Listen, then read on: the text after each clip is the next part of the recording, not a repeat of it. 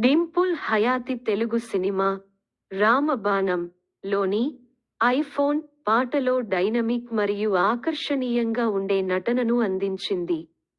ఆకట్టుకునే బీట్లు మరియు శక్తివంతమైన విజువల్స్కు పేరుగాంచిన ఈ పాట డింపుల్ యొక్క ఆకట్టుకునే ప్రతిభను ప్రదర్శిస్తుంది. ప్రత్యేకించి ఆమె నృత్యంలో ఆమె నైపుణ్యం మరియు ఆమె స్క్రీన్పై వ్యక్తీకరణ. ఐఫోన్ లో డింపుల్ యొక్క నృత్య ప్రదర్శన ఆమె శక్తివంతమైన మరియు ఖచ్చితమైన కదలికలతో గుర్తించబడింది.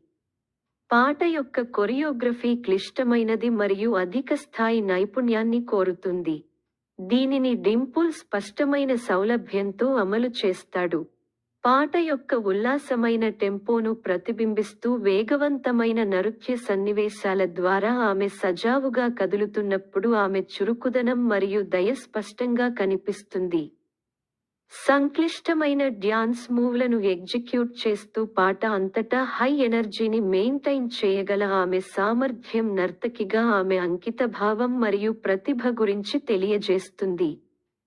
డింపుల్ యొక్క భావ వ్యక్తీకరణ ఐఫోన్ లో ఆమె నటనకు మరో ప్రత్యేక లక్షణం.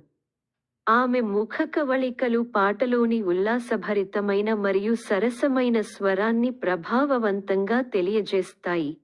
ప్రకాశవంతమైన చిరునవ్వుతో మెరుస్తున్నప్పటికీ లేదా చెంపతో కూడిన చూపును అందించిన డింపుల్ యొక్క వ్యక్తీకరణలు ఆమె నటనకు లోతును జోడించి పాట యొక్క మొత్తం ఆకర్షణను పెంచుతాయి.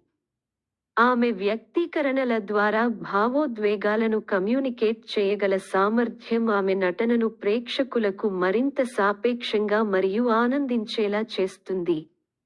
ఆమె స్క్రీన్ ప్రెజెన్స్ అయస్కాంతంగా ఉంది. ఆమె పాటకు కేంద్ర బిందువుగా ఉంటుందని నిర్ధారిస్తుంది. ఐఫోన్ లో డింపుల్ హయాతి మరియు ఆమె సహనటి మధ్య కెమిస్ట్రీ స్పష్టంగా కనిపిస్తుంది మరియు పాటకు ప్రామాణికత యొక్క పొరను జోడిస్తుంది. వారి పరస్పర చర్యలు సహజంగా మరియు అప్రయత్నంగా ఉంటాయి. పాట యొక్క ఉల్లాసభరితమైన మరియు శృంగార కథనానికి దోహదం చేస్తాయి.